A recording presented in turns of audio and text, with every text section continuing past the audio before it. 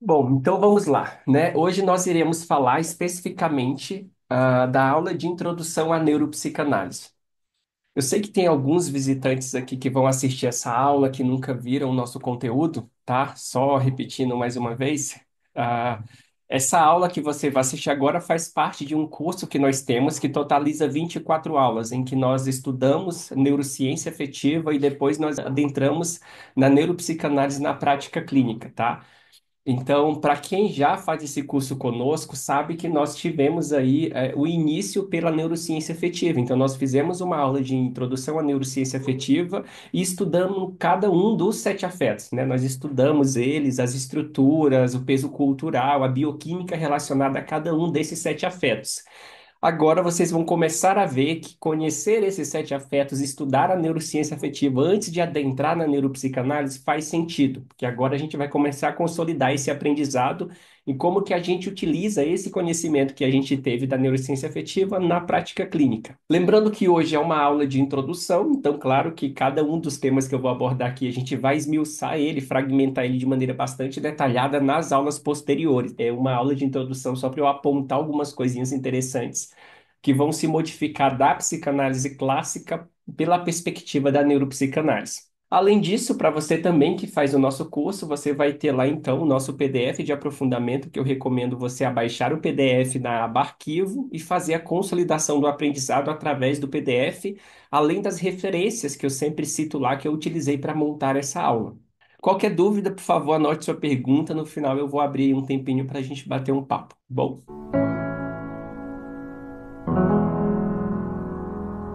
Um rápido índice para a gente poder saber quais são os tópicos que nós iremos abordar. Então, nós iremos falar sobre neurociência e psicanálise, né, trazendo um pouquinho desse cenário, dessa proposta que, de certo modo, é desafiadora, né? Eu até começo a aula já introduzindo algumas citações do Freud para dizer que falar de neurociência para psicanalistas não é uma coisa que está vindo do além, né? De certa forma, é algo que o Freud já previu. É algo que o Freud pediu, autorizou e, de certa forma, entendeu como necessário. Então, tudo que nós estamos fazendo, pesquisando, estudando conceitos psicanalíticos à luz das neurociências, era algo que o Freud já sabia que iria e que tinha necessidade de acontecer, tá? Então, vou introduzir também esse conceito para vocês. Então, para a gente falar de neuropsicanálise, a gente faz então um retorno, né, ao Freud enquanto neurologista, ou seja, o Freud, enquanto ele fazia as suas pesquisas, enquanto acadêmico de medicina, depois neurologista, e o que que o Freud fez como trabalho em neurologia, que a gente entende hoje como neurociência, pesquisas bastante minuciosas que ele fez tanto em alguns animais, né, como também no fetos humanos, estudando o cérebro. E eu queria resgatar um pouquinho dessas pesquisas freudianas para entender por que que a psicanálise nasceu de um neurologista e não de um poeta, de um filósofo, de um psicólogo, embora eles tenham, de certa forma, se apossado da psicanálise, tá? E aí eu vou falar sobre o Mark Sommers, né, que é um psicanalista e um neurocientista, teve uma formação lá em psicologia, ficou muito frustrado com a formação em psicologia, então foi fazer neuropsicologia, se frustrou bastante, foi então estudar psicanálise para entender algumas coisas, algumas respostas que ele não conseguiu encontrar na faculdade. E ele conta um pouquinho, né, dessa história dele, etc. Eu até cito um pouco da história do Mark Sommers também no livro que a gente lançou recentemente. Vou falar um pouquinho dele para vocês e por que que ele é tão importante, relevante, tanto que esse curso e a comunidade que a gente tem está totalmente baseado no trabalho do Freud, do Mark Sommers e do Jack Pankow, que são os autores que a gente usa como referência aqui, tá? Porque eu entendo que quando a gente fala de neuropsicanálise, são vários autores, várias gente que estão teorizando em cima desse tema neuropsicanálise. Mas a neuropsicanálise, como base clínica, como eu consigo pegar aquela teorização que tem um embasamento científico e colocar ela no manejo terapêutico, isso tem base especificamente nesses autores, tá? Eu sei que tem um Bill, por exemplo, que é um teorizador muito grande também no campo da psicanálise, mas é para teorias, assim, para a prática mesmo, que traz, explica como que funciona, e eu entendo esses autores que eu citei aqui. Então, vou citar uma previsão freudiana sobre a psicanálise, aquilo que eu falei, que o Freud estava prevendo, né, dada a circunstância, o entorno que ele estava ali trabalhando, pesquisando, que em algum momento esse diálogo que agora está acontecendo entre as neurociências e a psicanálise iria acontecer. Então, nada mais é do que, nossa, uma surpresa para o Freud. Não, ele sabia que havia uma necessidade que em algum momento isso iria acontecer. Por isso que eu bato tanto na tecla, porque que se o cara que criou a psicanálise tem essa fundamentação, essa visão dessa necessidade neurocientífica, por que que nós, enquanto psicanalistas, né, que vemos como discípulo depois do trabalho dele, temos tanta resistência a perceber o lado positivo desse diálogo? Então é a fim também de esclarecer um pouquinho sobre isso, porque eu vou trazer essa previsão, né, de certa forma, que o Freud fez. Depois vou apresentar o conceito de pulsões, tá? O conceito de pulsão nas palavras do próprio Freud, que ele vai trazer em alguns dos seus textos, que ele vai desenvolvendo ao longo da sua carreira. Ele fala sobre o conceito de pulsão, traz uma descrição, né, bastante minuciosa sobre o que que significa pulsão, que está envolvendo o corpo, está envolvendo a emoção, etc. É uma linha entre os dois, o somático e o emocional.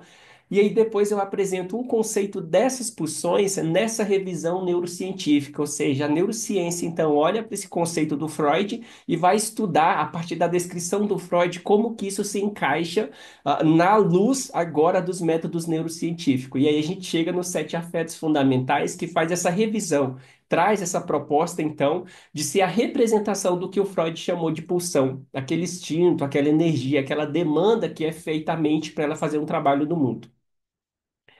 Depois falaremos sobre o conceito de homeostase, né, que o Walter Cannon vai trazer aí a descoberta do conceito de homeostase e o Freud já pensando sobre uma modificação na psicanálise a partir de uma confirmação da fisiologia, da biologia, e isso já estava acontecendo com o Walter Cannon, que eu vou conectar então com aquela previsão que eu disse que o Freud tinha feito. Depois falarei então da escala ANPS, que é uma escala que nós utilizamos no manejo terapêutico na prática psicanalítica, baseada em neuropsicanálise, para verificar a qualidade, o funcionamento dos afetos no paciente. É uma escala que eu gosto muito de aplicar assim, nos pacientes quando eu estou atendendo, e aí eu vou recomendar, explicar como que se analisa essa escala para vocês, e aí vocês, como curiosos, vão fazer o primeiro teste de vocês, fazer lá a respostinha, ver como que tá os afetos de vocês, e depois, assim, posteriormente, se assimilando com essa escala, poderão utilizar nos pacientes de vocês, tá bom? E aí nós vamos para a conclusão. O que que nós entendemos disso tudo? O que que a gente pensa disso tudo aqui, tá? Vamos começar por uma citação do Freud, como eu disse anteriormente, quando a gente vê, né, uma pessoa que propõe, então, a neurociência com a psicanálise, entenderia-se, então, que essa pessoa não é bem um psicanalista, né? Embora eu tenha aí esse percurso de bastante anos já trabalhando com a psicanálise, quando a gente propõe a se falar de psicanálise para algumas pessoas, elas têm essa resistência. É até interessante porque ainda esse ano eu fui convidado, assim, fiquei até, né, surpreso, mas fui convidado a participar de um congresso, o Congresso Cobracan, que é o Congresso Brasileiro de Neurologia e Cardiologia. Então eu fui convidado, eu era o único psicanalista presente e fui falar lá de neuropsicanálise, né, nesse sentido, falando para psiquiatras, para neurologistas, para médicos, psicólogos, e para mim foi bastante honroso poder fazer esse papel, de divulgar, então, para psicanalistas nesse sentido que estavam lá envolto. Mas quando a gente vai, por exemplo, numa associação, numa instituição que é inteiramente psicanalista, a gente vai encontrar uma resistência muito maior advinda desses próprios psicanalistas do que eu encontraria dos neurocientistas ou dos próprios psicólogos e psiquiatras, tá? Ou seja, a maior resistência está entre nós psicanalistas do que entre as outras pessoas para a gente falar de neurociência atrelado à psicanálise. E aí, pensando nisso, eu pensei então em trazer essa aula, né, em fazer a explanação dessa aula, pegando uma citação do Freud, que ele faz em 1915, no texto, se eu não me engano, O Instinto e as Suas Vicissitudes, tá? Vai ter a referência lá para vocês ver depois. Mas a ideia é que o Freud, lá em 1915, ele faz uma citação que já é uma previsão do que a gente iria estar fazendo aqui hoje, né, nessa aula. Ele dizia assim. Estou bastante em dúvida se alguma orientação decisiva para a diferenciação e classificação das pulsões pode ser alcançada com base no trabalho sobre o material psicológico. Aí ele fala: esse trabalho parece exigir a explicação de suposições definitivas sobre a vida das pulsões, e seria desejável que essas suposições fossem, coloquei em negrito ali, tiradas de algum outro ramo do conhecimento e levadas para a psicologia barra psicanálise. Ou seja, o que o Freud está dizendo é que trazer uma diferenciação, uma classificação ou uma explicação científica de pulsões seria dificilmente fazer isso através do material psicológico, através do material mental. Então, o Freud reconhece que talvez para a gente poder comprovar essa teoria das pulsões, para a gente poder comprovar que existe esse instinto, essa pulsão, essa força que induz o ser humano a ir em busca de alguma coisa, a gente vai precisar recorrer a algum outro campo do conhecimento que não dentro do próprio material ou campo psicológico, por assim dizer, na própria psicanálise.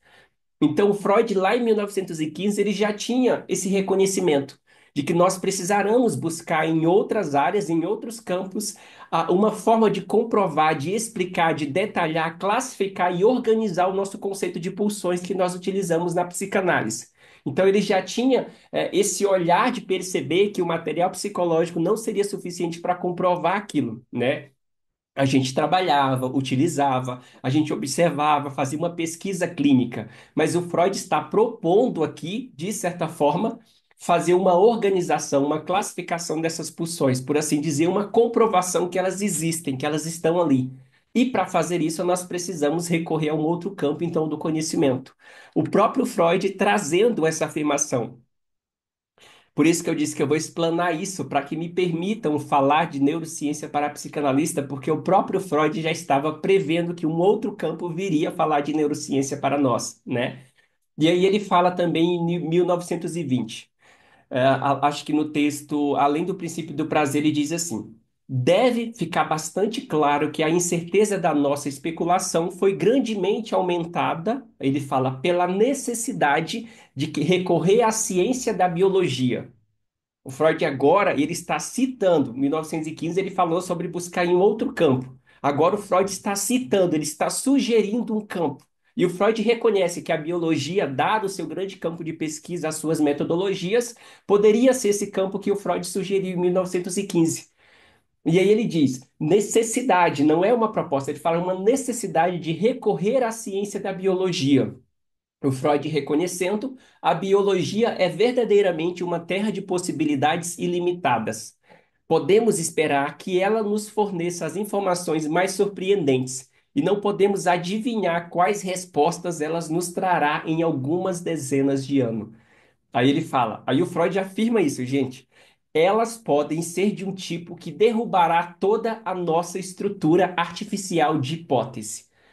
O Freud está usando o conceito de artificial não no sentido de que não vale nada, não tem uma comprovação. É no sentido de que isso não tem uma validação científica, não pode ser olhado à luz dessa metodologia científica, dessa lente da neurologia, da biologia, porque naquela época ainda não se tinha essa possibilidade. E o Freud reconheceu isso. Então ele falou, elas podem, né, de certa forma, trazer respostas, trazer explicações, comprovações que poderão derrubar toda a nossa estrutura artificial de hipótese. Artificial do ponto que a gente está falando de um método clínico, de algo observacional, de algo que nós escutamos, fazemos um embasamento, uma pesquisa clínica, mas artificial nesse sentido, tá? Por que artificial? Porque é interessante, alguns conceitos que o Freud desenvolveu, ele vai trabalhar ao longo dos seus textos, do seu trabalho, o Freud vai trazer algumas modificações para esses conceitos. Um problema dos leitores brasileiros é que eles não leem a nota de rodapé. Quando nós lemos a nota de rodapé, e nem todos os conceitos que o Freud foi modificando ao longo dos seus trabalhos, ele colocou uma nota de rodapé, mas a nota de rodapé traz algumas explicações, algumas informações acerca daquela modificação. E isso abre muito campo superficial, o Freud está falando disso, porque uma escola, ou um autor, ou um analista pode, por exemplo, falar daquele conceito de uma forma, pode interpretar aquele conceito de uma outra forma. Então se torna artificial. E aí o Freud percebe que tem que recorrer a uma ciência da biologia para trazer essa classificação, essa organização, essa solidificação dessa pulsão que eu falei que existe, desses conceitos analíticos que eu falei que existe. Eles são superficiais porque cada um, lendo um texto do Freud, tende a interpretar da sua maneira, com a sua própria lente. E a partir do momento que nós classificamos isso pela lente da neurociência, da biologia, como o Freud diz, nós estamos organizando, estamos solidificando esse conceito. Então, em 1915, o Freud já percebe que isso deveria vir de um outro campo. E aí, em 1920, o Freud está sugerindo que isso virá da biologia. Porque, como ele diz, é verdadeiramente uma terra sem limites, tá? Para a gente buscar, então, respostas. Falo isso, então, para dizer que falar de neuropsicanálise, inegavelmente, é fazer um retorno ao Freud enquanto neurologista. Gente, eu bato tanto nessa tecla que a psicanálise ela não foi criada, ela não foi desenvolvida por um poeta, ela não foi desenvolvida por um psicólogo, ela não foi desenvolvida, por assim dizer, por um filósofo.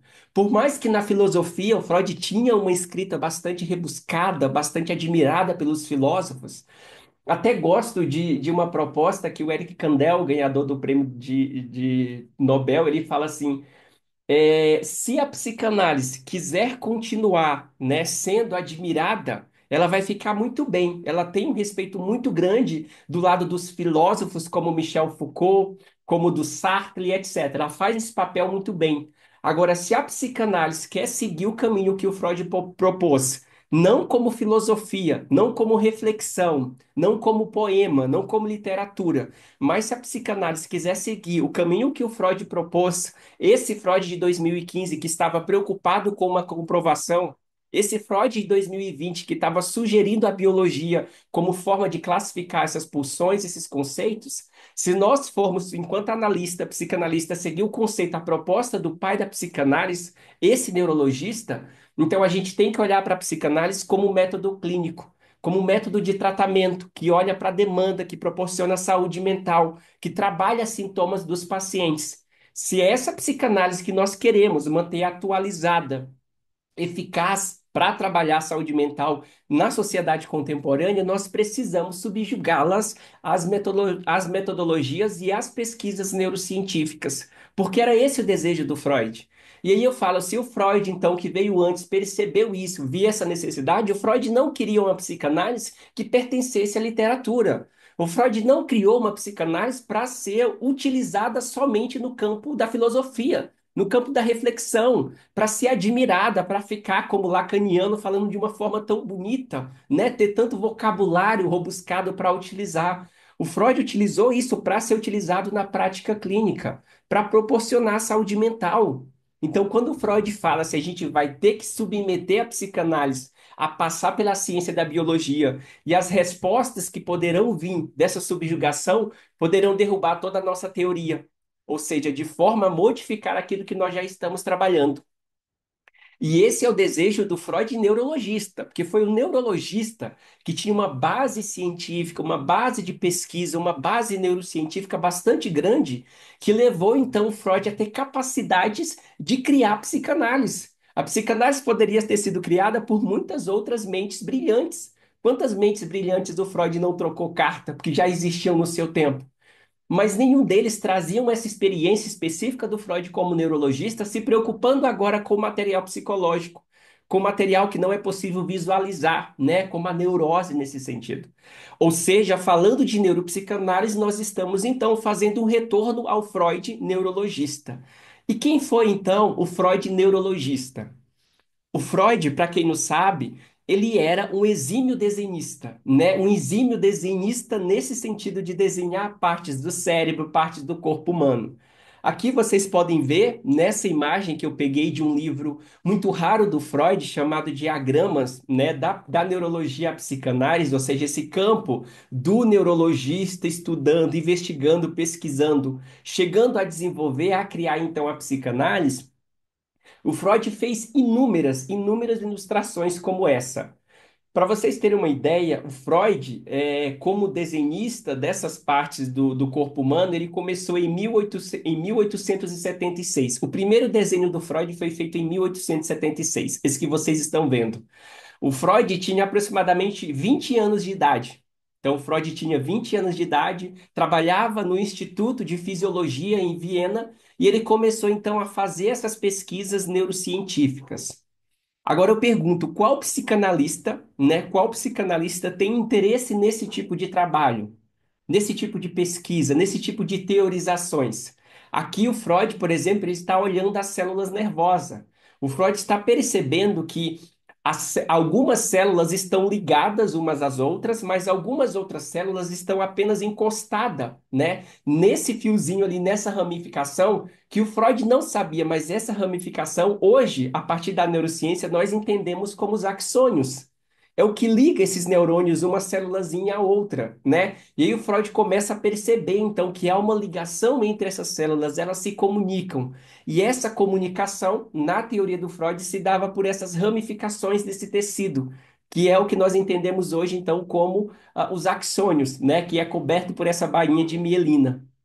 Então, ele vai estudar essas células, ele vai estudar essas células de acordo também no tecido cerebral, tentando compreender o sistema nervoso. Em específico, nesse desenho, Freud estava teorizando, claro, né, o de um animal. Freud estava olhando o tecido nervoso de um animal e percebendo, então, essas micro-observações dele e começava a desenhar, a tentar traduzir essas ideias de forma visual. De novo, superficial é aquilo que eu consigo imaginar, teorizar. Aqui o Freud estava tentando tornar essas ideias, essas visões, essas pesquisas dele visual, de forma que ele pudesse demonstrar, não apenas explicar para o outro, né? Então, por isso que ele fez esses desenhos, esses rabiscos específicos às células nervosas.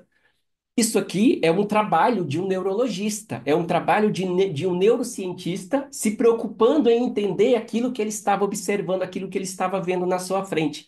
A partir desses desenhos, então, Freud consolidava uma ideia e ele podia teorizar a partir de algo visual, a partir de uma ideia que ele conseguiu mensurar, replicar, tá?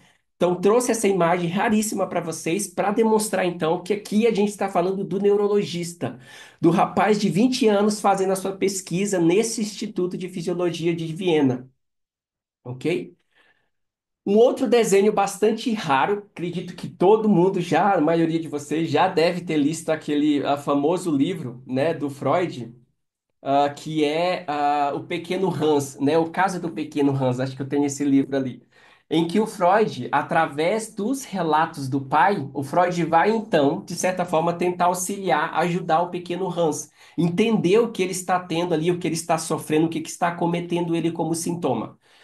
E aí o Freud começa então, né, a partir disso, de novo, o Freud atendendo o paciente nesse sentido e ele começa a fazer esses diagramas, ou seja, fazer esses rabiscos, né, acerca do que o Hans está sentindo, do que o Hans está passando. E ele começa a colocar ali embaixo, por exemplo, tem o Hans. Esse Hans, que é o paciente dele, está conectado a um pai, que também está conectado a um cavalo, que está conectado, ou seja, a símbolos. E aí, de novo, trazendo, né, o quanto que o símbolo é importante na teoria psicanalítica, nas ideias do Freud. E o Freud começa a fazer esse rabisco, de novo, como forma de compreender, não apenas nesse campo mental, mas de forma visual, visualizar a ideia dele, tornar ela material, a partir do que aquele Hans está sofrendo. De novo, a gente está vendo aqui o Freud, né, trazendo essas teorizações e trazendo isso para o papel, desenhando, rabiscando, tentando compreender. E aqui é interessante que o Freud começa, nessa carta está escrito exatamente que o Freud começa a perceber que cada vez se torna mais difícil compreender, teorizar, desenhar, replicar essas questões psicológicas, essas questões mentais. Ou seja, cada vez se torna mais difícil eu compreender, à luz dos meus diagramas, dos meus desenhos, o que, por exemplo, está acontecendo com um paciente chamado Pequeno Hans e nesse cérebro dele, nesse sintoma dele, o que está se apresentando? Então ele tenta fazer um diagrama para tentar conectar essas ideias, tentar entender através desse símbolo, desse diagrama, o que pode estar sendo acometido. Então ele vai dividindo ali essa energia psíquica dos rãs através desses estímulos, o cavalo nesse sentido simbólico, o pai nesse sentido simbólico. Mas ele começa a compreender, porque no Freud não tinha como a gente pegar o Hans e ir lá e olhar o cérebro do Hans à luz de um fRMI, à luz de uma neuroimagem por emissão de prótons, não tinha essa possibilidade. Então, o Freud tinha que olhar aquilo, teorizar, tentar estruturar aquela ideia e, consequentemente, passar essa ideia para o papel, né? Então, um desenho bastante raro também do Freud, a partir do caso do pequeno Hans. Uma outra imagem que eu gosto muito, assim, essa é a única, esse é o único desenho que o Freud ousou, a gente fala o Freud neurologista ou Freud neuropatologista, tentando desenhar o cérebro. Então, o Freud desenhou ali de uma forma bastante perfeita, né? A gente fez a teorização do cérebro ali, e ele começou, então, a partir dessas estruturas, ele falou se o cérebro que ele estava visualizando lá tem, de certa forma, uma lesão nessa área específica. O Freud começou a perceber, então, que lesão em determinadas regiões iria alterar o comportamento, né? E lembrando que naquele tempo, gente, a pessoa tinha que morrer, ou seja, a pessoa morreu, faleceu, a gente consegue olhar para o cérebro dela e aí, a partir dos sintomas, do estado do cérebro dela, perceber por que que ela tinha determinado comportamento, tá? Então, o aprendizado era após o falecimento daquele indivíduo. E aí o cérebro, os Freud olhava para esse cérebro e percebia, então, se tem umas lesões aqui, etc., a pessoa vai ter uma dificuldade na fala, né? Só que aí o Freud começou a perceber, dado essas visualizações, essas ideias e pesquisas dele como neurologista, que alguns problemas psicológicos que os pacientes apresentavam, por exemplo, as próprias neuroses, não tinham uma lesão específica no cérebro. Ou seja, o paciente não tem uma lesão, o cérebro dele está intacto, mas ainda assim ele apresenta esses sintomas neuróticos. E aí o Freud começa a perceber que nem tudo que o paciente sente pode ser explicado à luz, então, né, da neurologia daquele tempo, à luz daquelas pesquisas, daquelas visualizações. Ou seja, o paciente está aqui, ele está sofrendo de uma neurose, mas esse paciente está intacto, ele não sofreu nenhum acidente, não apresenta nada que justifique a sua neurose.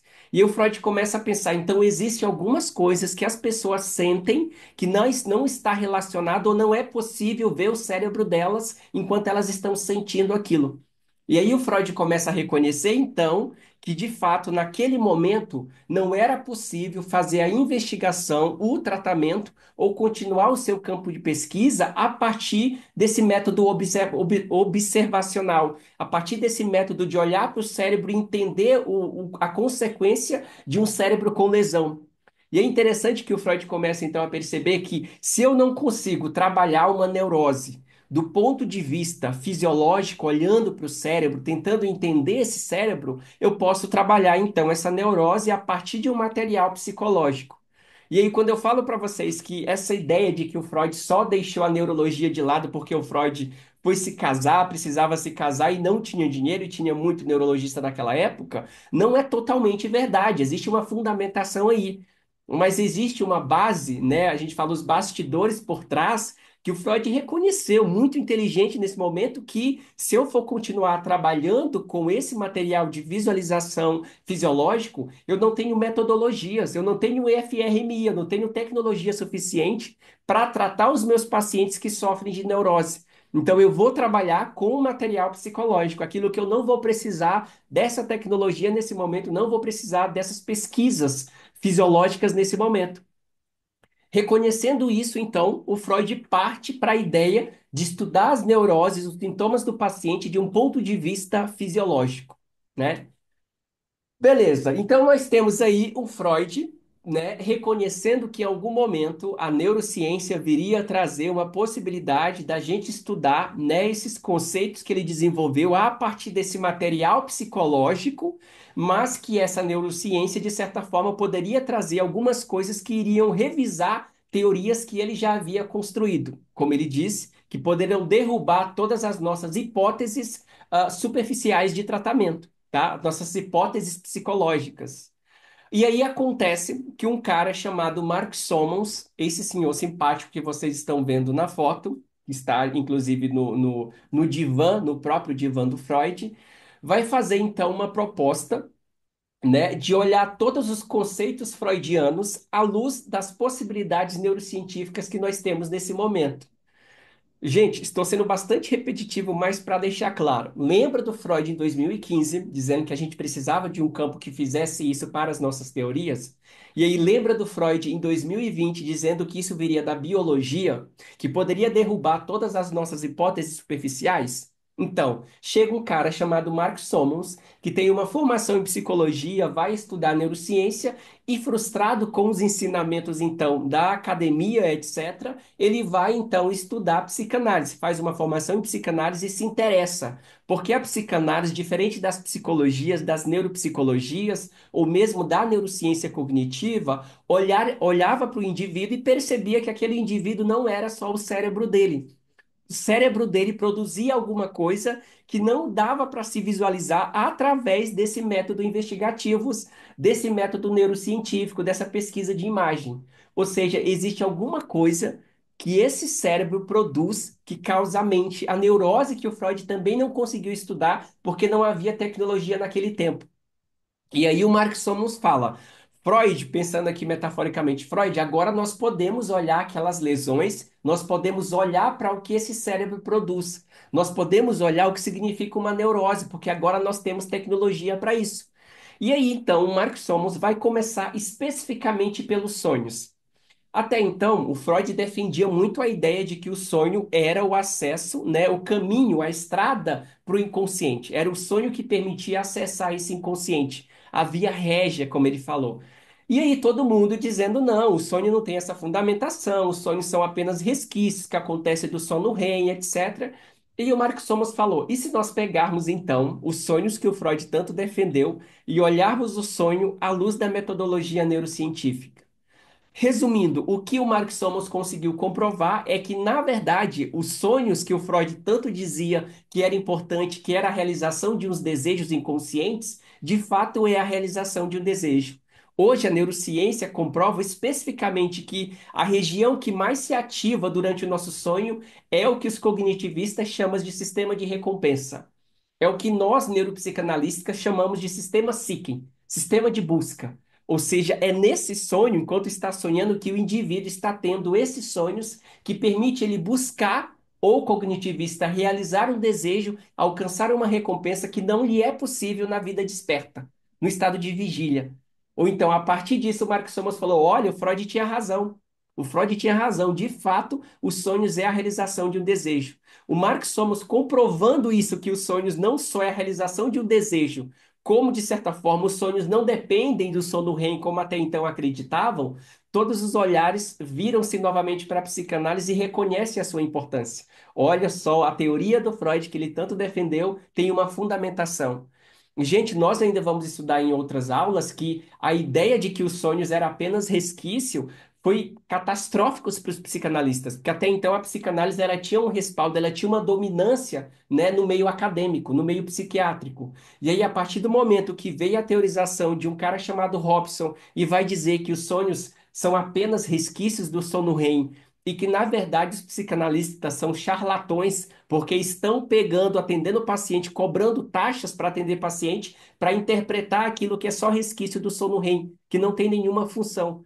E aí, quando o Marcos Somos vem, então, e comprova que não, os sonhos são sim a realização dos nossos desejos. Quando você sonha, aponta para um desejo que você tem. O seu sistema de recompensa cognitivista ou o seu sistema de busca, o seeking neuropsicanalista, é o que mais se ativa, é o que tem mais hiperatividade. A partir desse momento, então, o Mark Sommers, né, pegando então essa teoria dos sonhos do Freud, olhando a partir da metodologia científica, chegando nesse resultado que o Freud tinha razão, ele disse: então nós podemos pegar os outros conceitos da psicanálise e agora olhar esses mesmos conceitos que o Freud teorizou à luz das metodologias neurocientíficas. E aí nós vamos estar realizando uma previsão do Freud, como nós vamos estar realizando o desejo do neurologista Freud, que é de olhar para as teorias psicanalíticas à luz da biologia, da fisiologia. E é o que o Marcos Somos hoje se propõe a fazer. Então, quando nós falamos de neuropsicanálise na prática clínica, o Marcos Somos é a maior referência dentro desse campo neuropsicanalítico. E mais, para vocês terem uma ideia, o Mark Sommers não é qualquer pessoa. Ele passou aproximadamente quase 30 anos traduzindo todos os trabalhos do Freud do alemão para o inglês. Ou seja, ele começou por todos os trabalhos neurológicos, todas essas pesquisas, essas imagens que eu mostrei para vocês aí, ó, estão todas nesse livro aqui. Então, nesse livro aqui, vai ter vários desenhos, diagramas que o Freud faz, e o Mark Sommers estava pegando a tradução de tudo isso do alemão neurológico e trazendo para o inglês.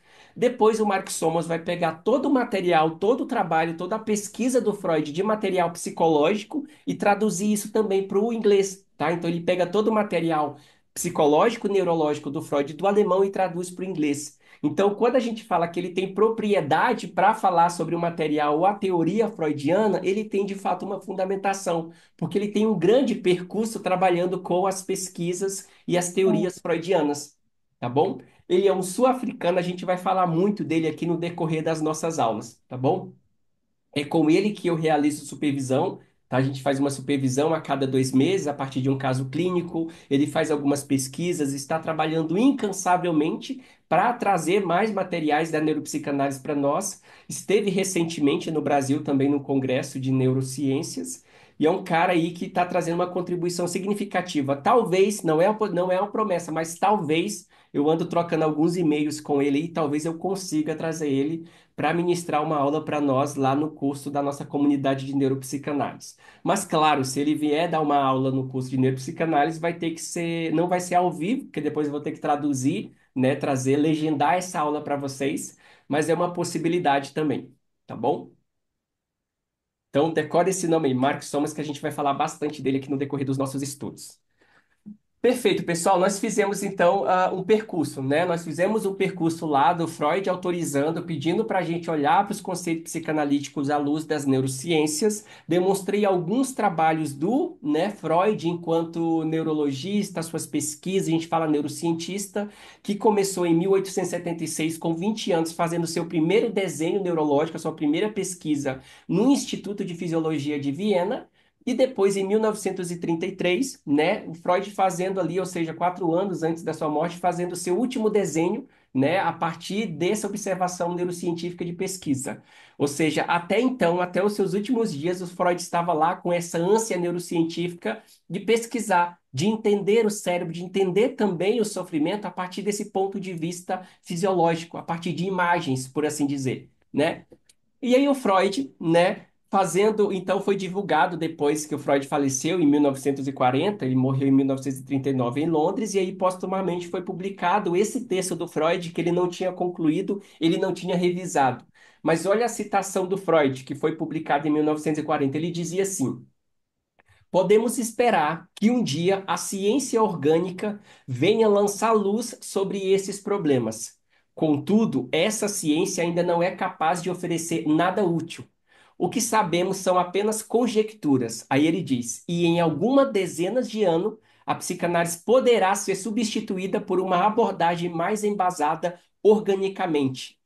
A psicanálise poderá ser substituída por uma abordagem mais organicamente.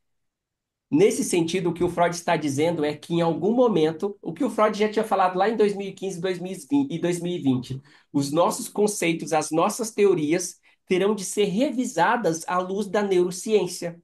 E essa revisão, né, poderá derrubar todas as nossas teorias superficiais, tá? Ele está dizendo isso. E aí o Freud, mais um texto do Freud lá que foi publicado em 1940, que está divulgando isso, tá? Que em algum momento em dezenas de anos, ele diz que as neurociências e a biologia poderia trazer, lançar luz sobre os nossos próprios conceitos.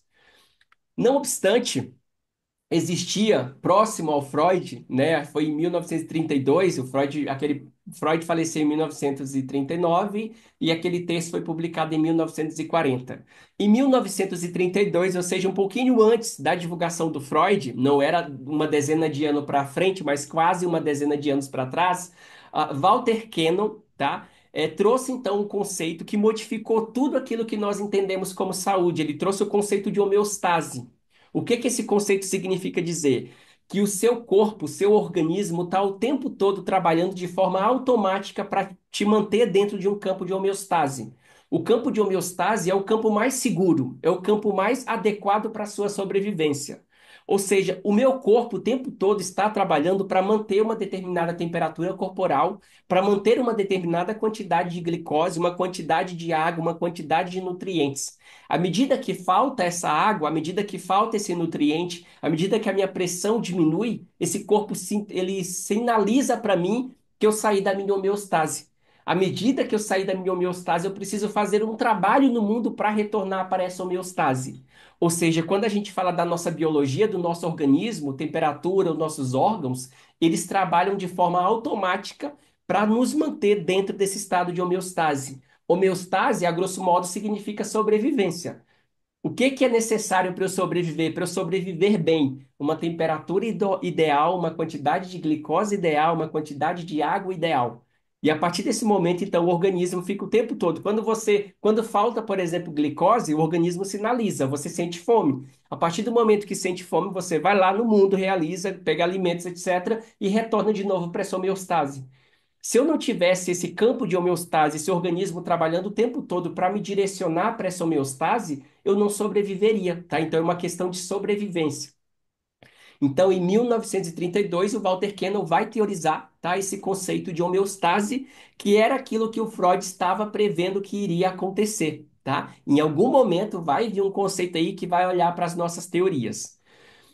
Para chamar atenção para como que esse conceito de homeostase do Walter Cannon se aplica dentro do campo da psicanálise freudiana, eu vou trazer aqui uma descrição do próprio Freud do que significa uma pulsão.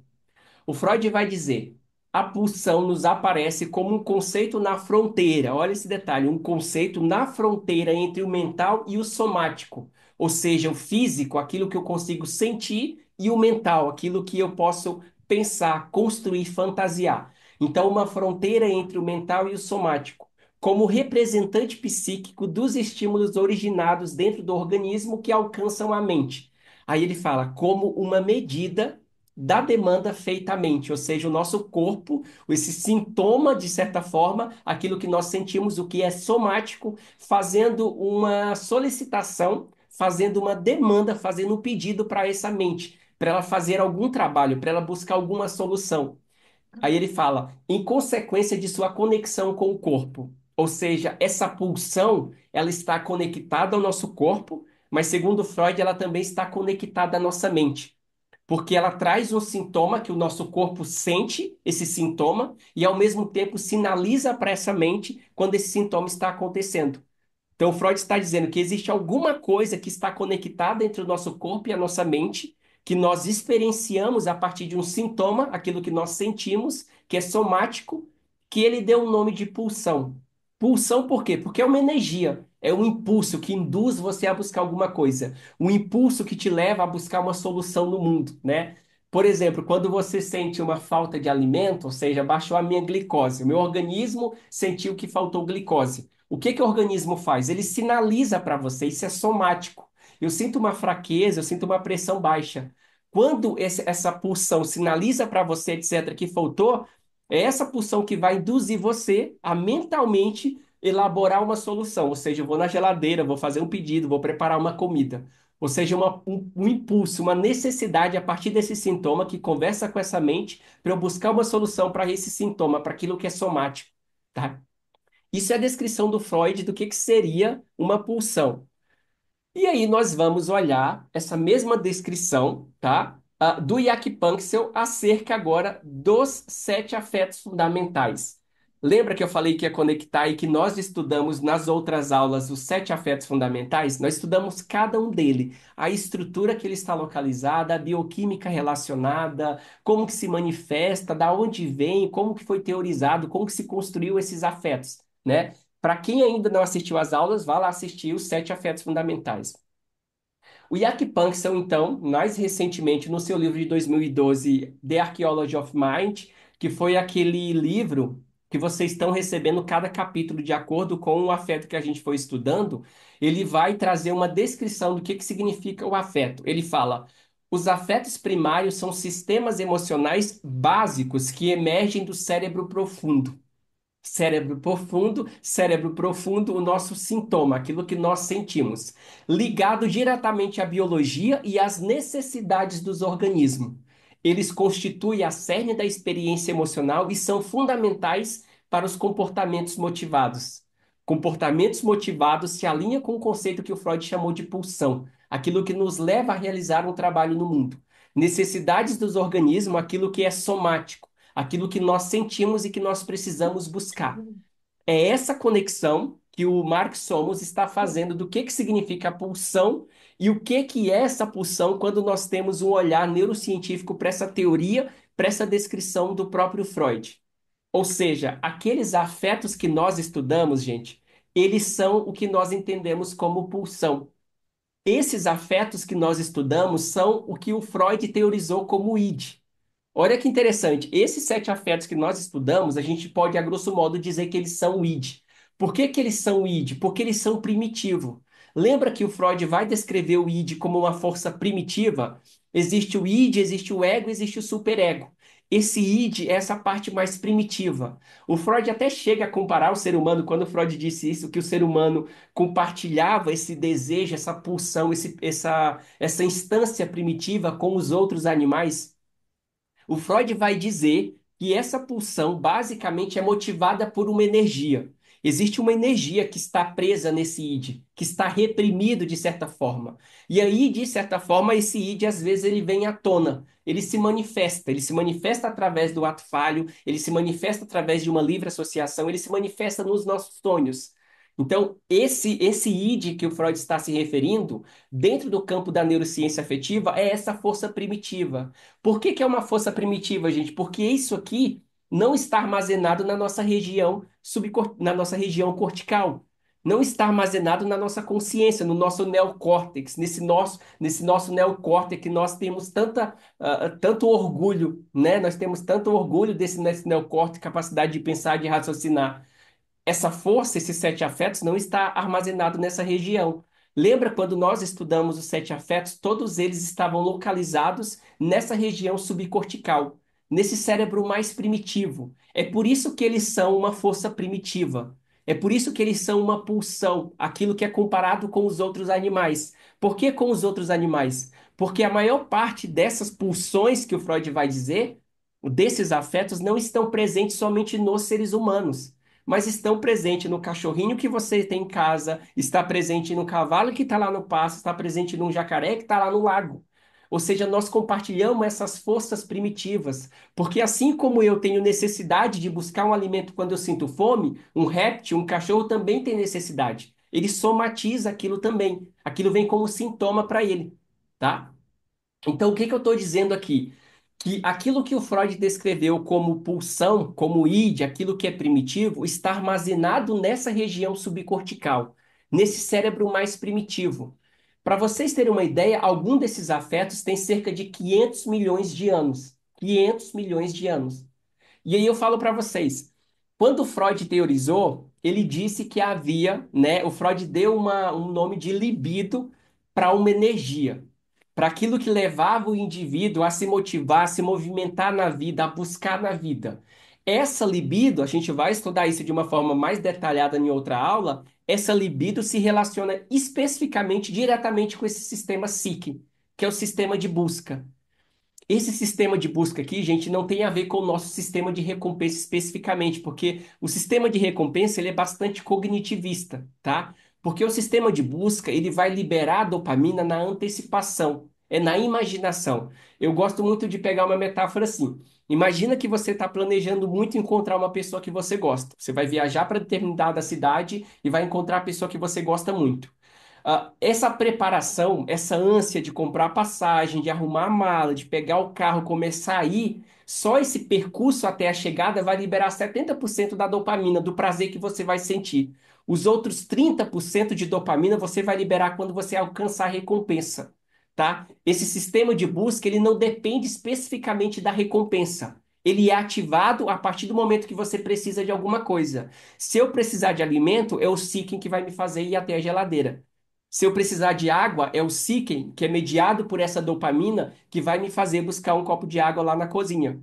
Ou seja, esse seeking, ele tem a ver com o percurso, tá? É com a antecipação, não é com a chegada, não é com a recompensa, tá bom? Diferente do sistema de recompensa, que o sistema de recompensa ele vai ser ativado quando eu tiver alcançado aquela recompensa. Se a recompensa não vier, ele não se ativa, ele não aumenta a minha dopamina. O sistema SIC não, ele libera a tua dopamina enquanto você está fazendo a caminhada, enquanto você está fazendo o percurso. Quando você chegar lá no topo, você só tem 30%, que daí é do sistema de recompensa, tá? Ele tem a ver com a motivação. Se o sistema psíquico não existisse, se essa força libidinal que o Freud fala, essa energia, se ela não existisse, como que eu, né, teria necessidade, por exemplo, teria força, motivação para ir em busca de um alimento? Para levantar todos os dias, para trabalhar, para atravessar a cidade para encontrar alguém que eu gosto, para ir lá na cozinha preparar uma comida, um alimento. Se eu não tivesse sistema de busca liberando a dopamina enquanto eu estou imaginando encontrando aquela pessoa, enquanto eu estou imaginando comendo aquele hambúrguer gostoso, eu não teria motivação para preparar isso. Então é por isso que esse sistema está presente em todos os animais vertebrados. Todos os vertebrados têm esse sistema de busca, têm esse sistema seeking. O que que vocês acham que motiva, por exemplo, um besourinho que está lá, um inseto, etc., às vezes um cachorrinho, um leão que está lá e está guardado, está seguro, os animais que estão presas muito fácil para os felinos, por exemplo, na savana, o que que motiva eles a sair de dentro da sua toca à noite para ir buscar um alimento? Não é somente a fome, não é somente a fome, porque esses animais eles não têm capacidade de pensar sobre a fome como nós temos. Eles apenas sentem, quando eles sentem essa fome, a gente fala essa pulsão fazendo uma demanda para você fazer um trabalho no mundo, esse sistema SIC ele é ativado e esse animal usa essa dopamina então motivado para buscar uma presa, tá? Para buscar um alimento, alguma satisfação, tá? É esse sistema SIC que serve a todas as outras necessidades afetivas. Quando, por exemplo, eu sinto saudade de alguém, etc., eu quero ir ao encontro, eu preciso planejar, preciso me aproximar daquela pessoa, preciso conhecer aquela pessoa. É o sistema Seeking que motiva você a fazer qualquer movimento, qualquer busca no mundo. Tem a ver com a nossa curiosidade, tem a ver com a novidade que nós buscamos, com a necessidade de conhecer pessoas, com a necessidade de conhecer histórias das pessoas, com a necessidade de ter novos conhecimentos. É essa dopamina que é liberada. Tá bom? Quando vocês estão aqui fazendo uma aula, vocês aprendem um conceito e pensam, poxa, eu posso usar esse conceito lá no meu atendimento com o meu paciente. É esse seeking, essa dopamina que faz vocês terem essa possibilidade de assistir essa aula. Sem ele, isso não aconteceria.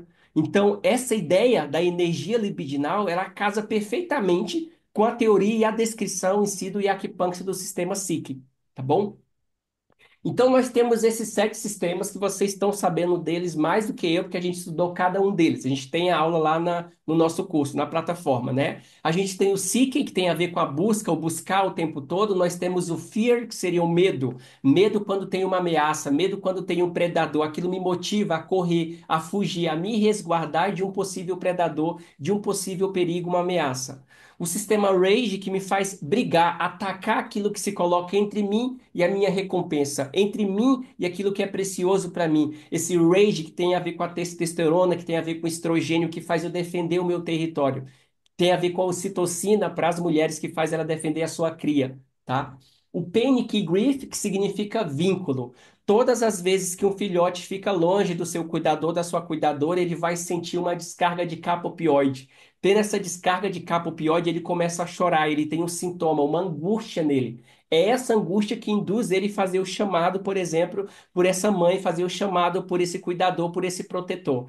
Se você olhar para os pássaros, se você olhar para os filhotes de qualquer mamífero, quando o pai se afasta, quando o cuidador se afasta e ele sente fome, ele sente medo, ele sente angústia, ele vai chorar e esse chorar é um chamado, é um som ultrassônico que ele faz para chamar esse cuidador.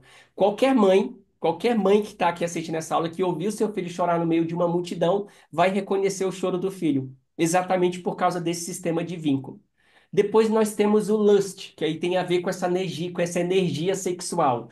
E a gente pode até abrir um parênteses aqui para pensar que o lust, que é o desejo sexual, foi aquilo que o Freud mais falou, foi aquilo que teve um peso bastante significativo na psicanálise. Até o senso comum vai dizer que a psicanálise ou o Freud só falava de sexo nesse sentido. Nós precisamos olhar que esses sistemas, eles são energia, eles são demanda.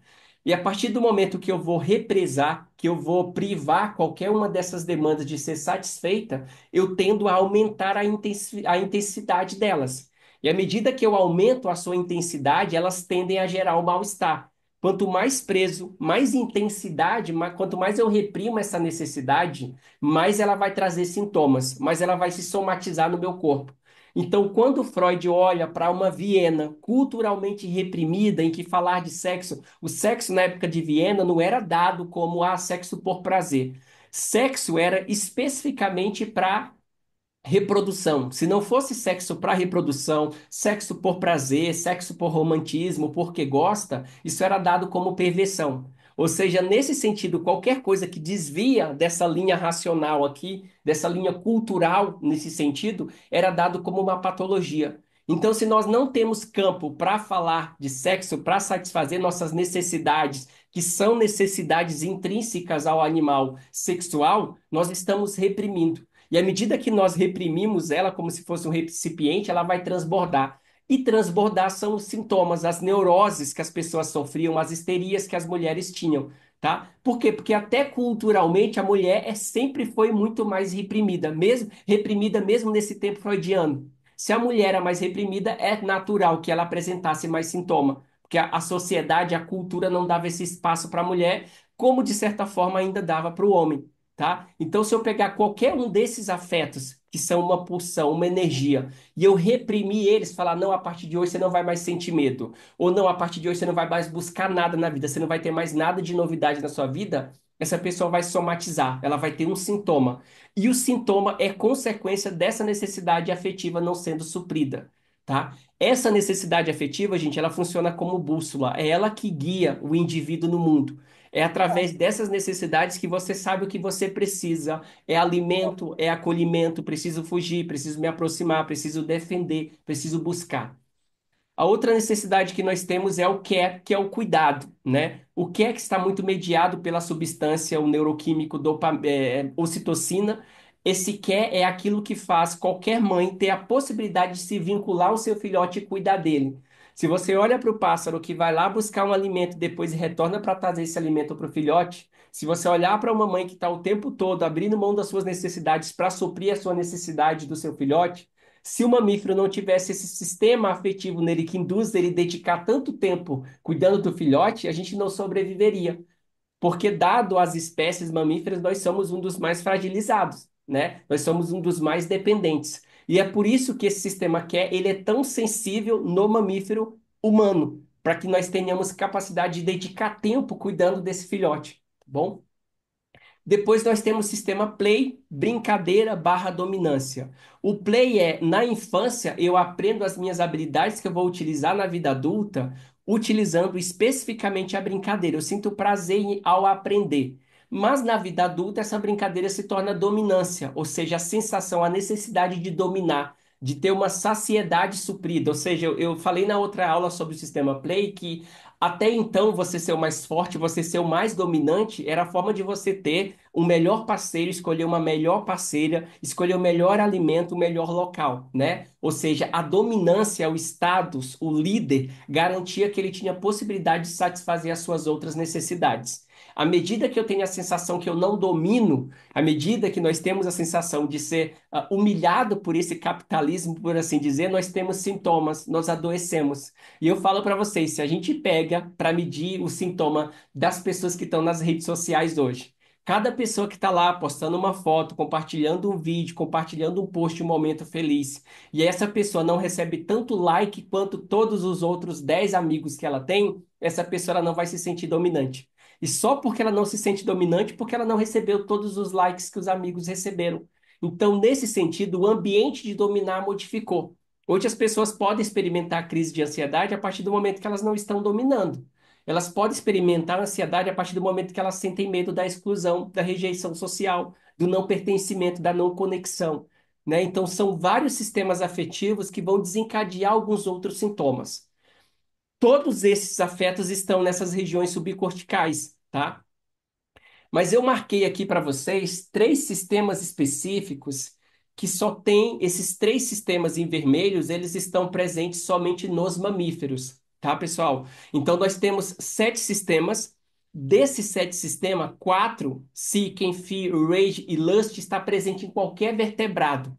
Qualquer vertebrado tem esses quatro sistemas afetivos, mas apenas os mamíferos têm esses três sistemas afetivos, que é o do vínculo, o do cuidado e o da brincadeira, tá? Isso é imprescindível saber. Por isso que eu falo que, por que que seu cachorro às vezes não vai experimentar ansiedade? Ele vai migrar da raiva para o medo com muita facilidade. Fala que a diferença entre o cachorro experimentando a emoção e nós experimentando a emoção é que nós pensamos sobre as nossas emoções. Nós alimentamos as nossas emoções, nós fantasiamos a partir das nossas emoções e aí nós intensificamos elas, né? Mas nesse sentido, tá? Três desses três sisteminhas afetivos estão somente nos mamíferos. E aí eu aproveito, pessoal, para fazer um adendo, né, quando a gente fala de neuropsicanálise. Vocês podem perceber que todos esses sistemas afetivos estão presentes nessa região subcortical. Nenhum desses sistemas afetivos, pessoal, está presente no nosso cérebro superior, nesse neocórtex, essa parte em amarelo, essa parte em verde, essa parte em azul superior. Nenhum desses afetos estão ali. Todos esses afetos estão ligados, estão estruturados, localizados nessa região mais subcortical, mais primitiva. E aí, quando eu falo para vocês que não é qualquer neurociência que dialoga com a psicanálise, e que eu tenho defendido tanto que é neurociência afetiva que mais dialoga com a psicanálise, é por causa disso. Porque quando a gente fala de outras neurociências, neurociência genética, neurociência cognitiva, neurociência comportamental, essas neurociências elas vão se focar, elas vão ter uma ênfase, tá? Nessas regiões mais corticais, nessas regiões mais desenvolvidas, que é essa parte mais cognitiva, essa capacidade de racionalizar. A neurociência afetiva vai fazer o contrário e vai se interessar por essa região mais primitiva, por esse cérebro reptiliano que o Paul MacLean ia chamar, por esse cérebro límbico. Ou seja, a neurociência afetiva, em nome do Jack Panksepp, vai dizer que o nosso cérebro ele evoluiu como uma árvore, então foi de baixo para cima. Eu preciso compreender o tronco dessa árvore, o tronco cerebral, preciso compreender esses galhos, esse sistema límbico, para então eu conhecer e compreender esses frutos e essas folhas, que são os nossos pensamentos, a nossa racionalização. Então, nenhuma outra neurociência olha para essa região mais subcortical, mais primitiva, que está em todos os animais. Por isso que a neurociência afetiva estuda o gato, estuda o rato, estuda um camundongo, estuda um coelho, porque ela entende que esses animais compartilham desse tronco cerebral. E nesse tronco cerebral está alocado, por assim dizer, esses sete sistemas afetivos. Se eles estão numa região primitiva, como que eu posso conhecer as pulsões que o Freud teorizou se eu vou olhar para a parte mais evoluída e o Freud falou que isso era muito mais primitivo? Como que eu vou localizar essa pulsão nessa região neocortical mais evoluída de 60, 70 milhões de anos, sendo que eu tenho uma estrutura nesse cérebro que tem aproximadamente 500 milhões de anos? Então eu tenho que olhar para essa estrutura, é para o primitivo, tá? É por isso que a neurociência afetiva é a que mais dialoga com os conceitos freudianos do que qualquer outra neurociência. Tá bom? Então tenha um interesse específico em neurociência afetiva, que ela foca nessa região mais subcortical. E aí vamos falar para vocês então, assim, para que que existe, né, Eduardo, essas pulsões? Por que que esses afetos, por que que o Freud disse que essa pulsão existia? Por que que o Jaak Panksepp foi lá e comprovou que essas pulsões existem e elas servem para quê? Basicamente, as pulsões servem para nos manter no estado de homeostase. É isso que as pulsões fazem, tá, pessoal? Elas servem para isso. Elas nos levam ao ambiente, ela nos induz a buscar soluções para os nossos sintomas, para aquilo que nós estamos somatizando. Lembra que o Freud falou que é uma conexão entre a mente e o corpo, a somatização? Então, essa pulsão faz a gente buscar essa solução no mundo, para que nós possamos continuar nesse estado de homeostase. Para explicar essa homeostase, pegando exatamente o gráfico que o Max Somos utiliza para explicar para nós o que é homeostase, é esse gráficozinho aqui, ó. Então imagina que nós temos aqui o estado de nirvana, né? O estado de nirvana, o Freud vai dizer que é um estado que não tem nenhuma tensão, é um estado de morte, é um estado que você não tem nenhum sofrimento, etc. Você está no estado ideal, perfeito. Você não sente nada nesse estado de nirvana, por assim dizer, né? Porque se você não sente nada, então é estado de morte. Mas esse estado de nirvana é o estado ideal, é o estado que nós buscamos. Eu até falo que se você olhar para a filosofia, se você olhar para o budismo, se você olhar para algumas teorias, todas essas teorias, à sua maneira, querem levar você para esse estado de nirvana, para esse estado de paz, para esse estado de espiritualidade, para esse estado que o Buda alcançou, esse estado de iluminação. Então, o nirvana seria esse estado de iluminação, tá? Esse estado de tranquilidade. Então, para chegar nesse estado, tá, pessoal, que é um ideal, não é que a gente vai chegar lá, mas é um ideal. Nós temos aqui duas setinhas representando o prazer e o desprazer. Ou seja, eu vou usar como metáfora, dentro da neurociência afetiva, nós temos três categorias de afetos, tá? Nós temos os afetos sensoriais, ou seja, eu me aproximo, aquilo me faz bem, me faz mal, me distancio, ou seja, eu sinto. Nós temos o afeto homeostático, que é sede, fome, necessidade sexual, necessidade de tomar água, então isso é afeto homeostático. E nós temos o afeto que seria essa necessidade emocional, tá? Então, nós trabalhamos em neuropsicanálise com essa necessidade emocional. São esses afetos emocionais que sinalizam para nós quando nós sentimos alguma coisa que está prejudicando a nossa sobrevivência. Então, todas as vezes que eu estou prejudicando a minha sobrevivência, seja num relacionamento, seja num ambiente, num trabalho, numa relação, eu estou prejudicando o meu estado de homeostase. Quando eu saio do meu estado de homeostase, eu vou então ter um aumento de tensão. A gente fala um sofrimento, um sintoma que é conhecido como desprazer. Nesse sentido ou seja, você tem uma pulsão, vamos colocar lá, eu tenho necessidade de vínculo, né? De repente eu estou no relacionamento, eu não estou me sentindo muito conectado àquela pessoa, não estou me sentindo próximo o suficiente daquela pessoa.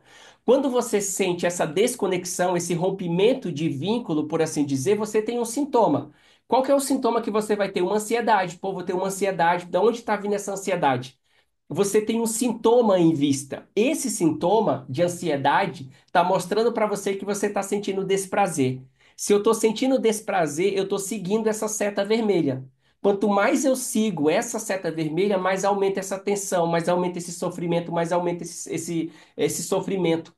À medida que eu consigo restaurar esse vínculo, né? Ah, vou restaurar esse vínculo, conversei com a pessoa, expliquei como estou me sentindo, fui lá na terapia, falei sobre aquilo, melhorou. Eu estou retornando agora para esse estado de homeostase. Ou seja, existe um estado ideal, onde emocionalmente, ou como emocionalmente você tem que sentir. Que você tem que se sentir numa relação, que você tem que se sentir num grupo, que você tem que se sentir numa sociedade.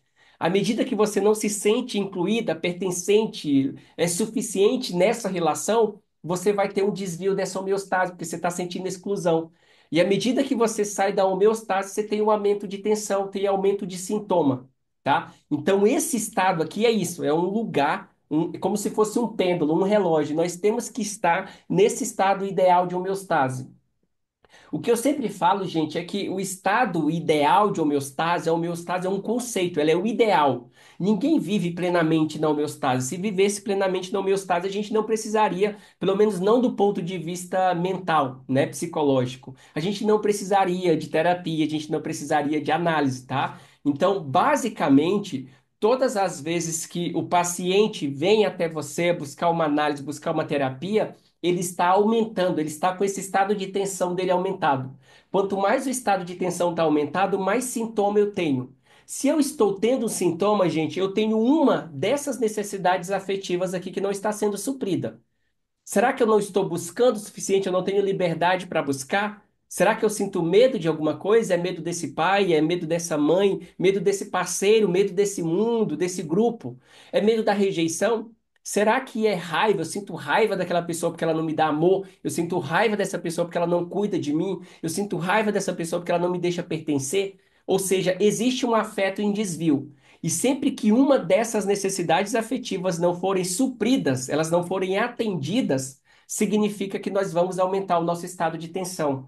E aumentando o nosso estado de tensão, nós estamos tendo sintomas, tá? Desprazer, aumento de tensão, desprazer, aumento, diminuição de tensão, prazer, tá? E aí, como que a gente mensura isso, né, dentro do nosso trabalho? Ah, como que no trabalho a gente faz isso, Eduardo? Como que eu vou verificar se o paciente está com uma necessidade, por exemplo, de vínculo em desequilíbrio? Será que ele não está sentindo esse vínculo dentro do grupo, na amizade, no trabalho, na família, no relacionamento, né? Ou seja, a primeira coisa, você vai olhar para os sintomas que o paciente apresenta, tá? Nesse curso aqui, nós vamos fazer um estudo de cada um desses afetos, assim, como que eles se apresentam na clínica, e aí vocês vão conseguir mensurar, através dos sintomas, qual que é o afeto em desvio. Mas, para além disso, nós temos uma ferramenta específica que eu adoro muito, que foi baseada nos 7 afetos fundamentais, que vocês podem aplicar no paciente, pode mandar para o paciente vai preencher essa escala, e aí nós vamos conseguir mensurar como que está a qualidade desses afetos. Esse estado azulzinho aqui representa a homeostase, ou seja, um estado ideal, normativo, por assim dizer, tá? E aí, de repente, o paciente vai lá, vou, sei lá, tô na segunda, na primeira consulta, você vai mandar essa escala, o paciente vai preencher. O paciente preenchendo essa escalinha, ele vai ter um resultado, vai vir um gráfico em cima desse. O ideal é esse azul, tá? O ideal é o gráfico azul para dizer que a pessoa está tendo uma necessidade de medo legal, ela não está tendo desencadeamentos, gatilho que está desregulando esse medo, essa necessidade afetiva. Ela está tendo um vínculo suficiente, então está ok ali também no Panic Grief, tá? E aí, de repente, vocês vão enviar, o paciente vai. Depois eu vou pedir para vocês preencher. Acho interessante que vocês preencham também a escala, tá bom? Para vocês saberem como que está a necessidade afetiva de vocês, tá? Quando o paciente preenche, é esse resultado que ele tem. Assim, basicamente, cada pessoa vai variar, tá? Mas o azulzinho aqui, o verdezinho, é a homeostase ideal. O vermelho é o resultado, tá? O vermelho é o resultado. Se vocês forem, por exemplo, avaliar esse gráfico, o que que significa? Significa que essa pessoa está tendo pouca necessidade de dominância, ou seja, ela não está conseguindo se sentir dominante, talvez no trabalho, talvez no relacionamento, talvez na família, talvez na própria sociedade. Ela não está experimentando essa sensação de dominância. E se ele não está sentindo essa sensação de dominância, o que que ele tem? Ele tem um aumento de tensão. Lembra que aqui nesse gráfico, então, a pessoa está tendo essa setinha vermelha aumentada. Ou seja, aumentou a tensão.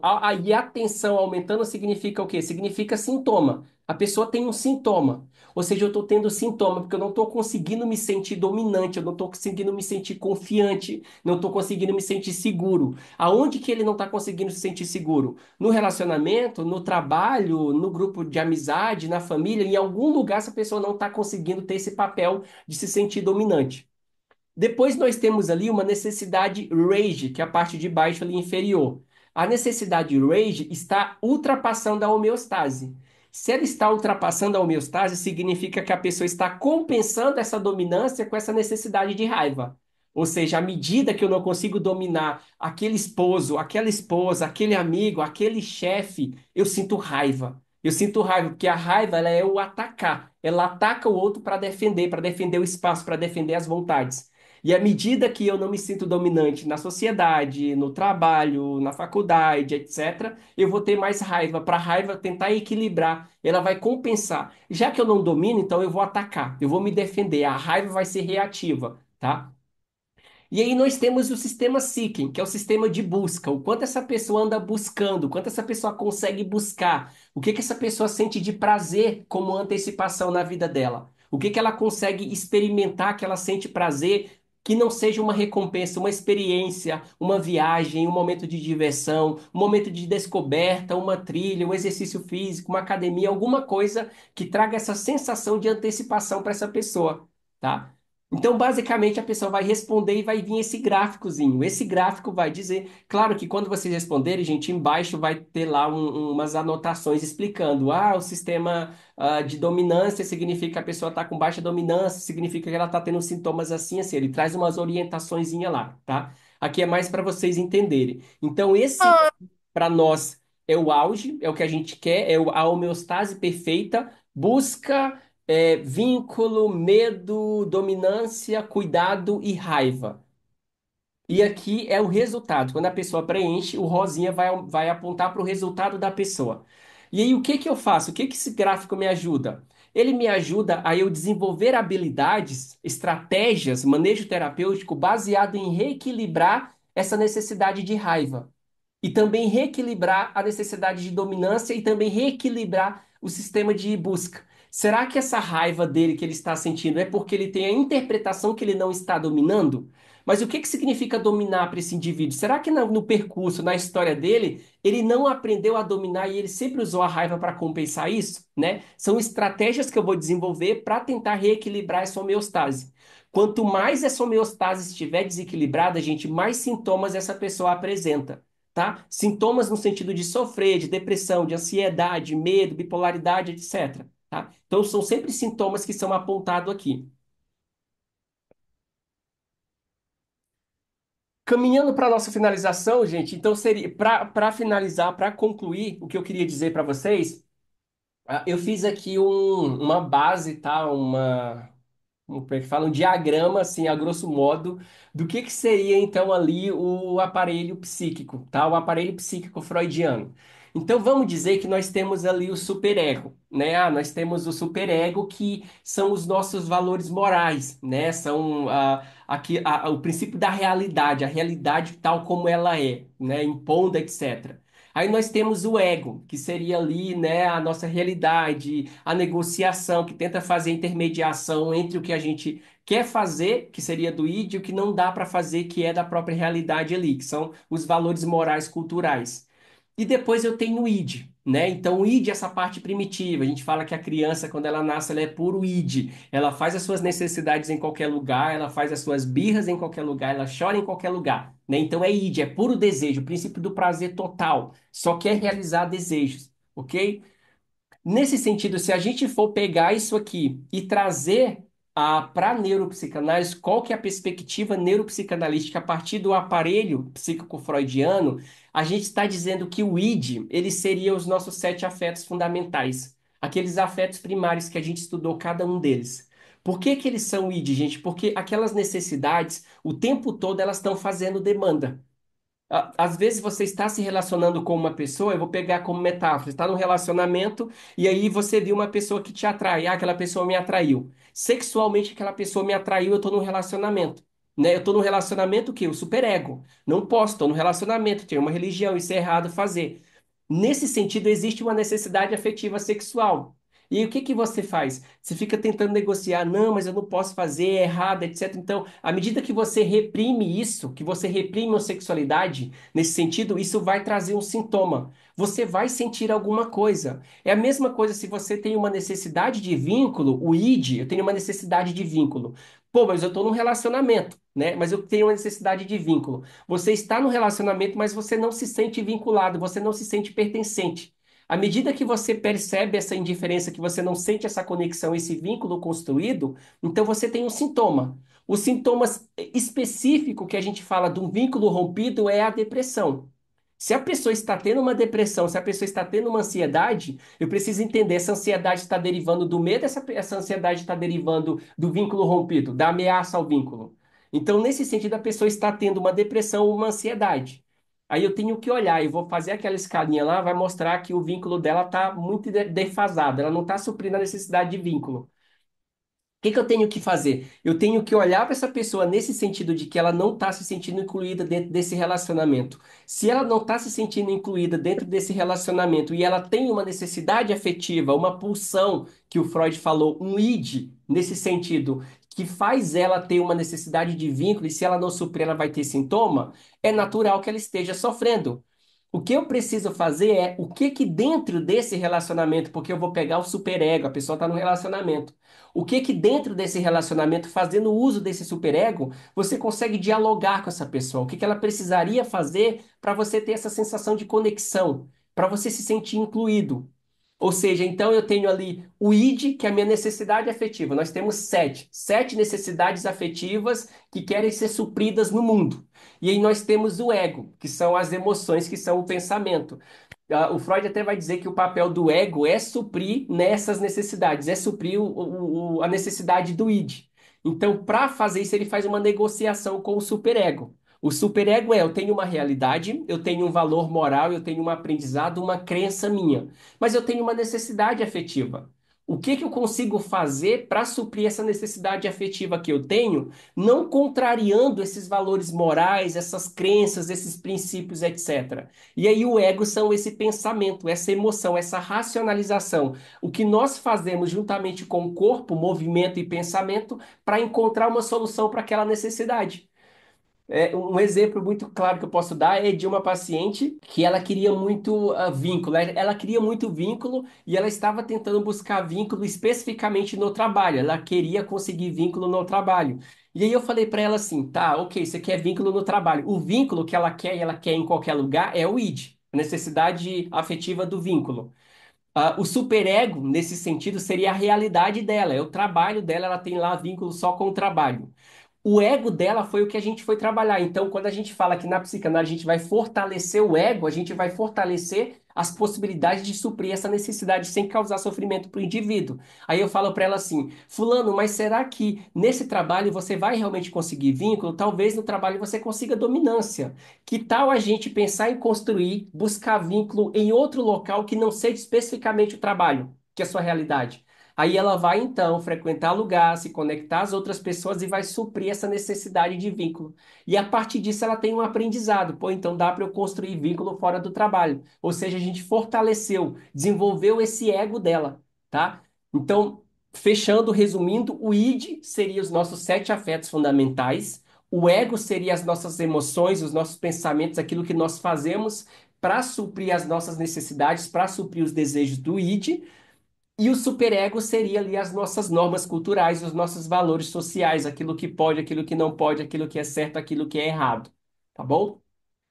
A grosso modo, gente, acho que era isso que eu queria trazer para vocês, assim, fundamentar cada uma dessas coisas. Claro, de novo, tá, pessoal? É uma aula isso aqui, uma aula de introdução. A gente vai entrar em cada um desses conceitos. A gente vai falar sobre o recalque, a gente vai falar sobre repressão, a gente vai falar sobre os sonhos, a gente vai falar sobre a livre associação. Tudo isso nós vamos fazer nas demais aulas, tá? Isso aqui é uma aula de introdução e eu fui trazendo esses conceitos, sobretudo em especial para dizer que essa aula de pulsões, que a gente vai ter ela mais uma vez de forma mais detalhada, é uma revisão que o Freud previu, que o Freud esperava, desejou e agora ela está acontecendo, tá? A gente está olhando para os conceitos psicanalíticos e trazendo um embasamento, uma comprovação científica para aquilo que o Freud chamou de pulsão, nossa, existe. Ah, mas não são duas, são sete. Estão lá, tem um local, é primitivo, como Freud falou que era primitivo.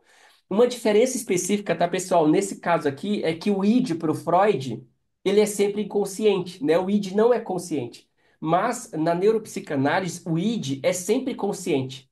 Por que que ele é sempre consciente? Embora a pessoa não vá saber exatamente que o que ela está buscando é vínculo, o que ela está precisando é de vínculo, e à medida que ela não recebe vínculo, ela fica com raiva, por isso que ela sente tanta raiva, a pessoa não tem consciência de qual é a pulsão ou especificamente a necessidade afetiva em desvio.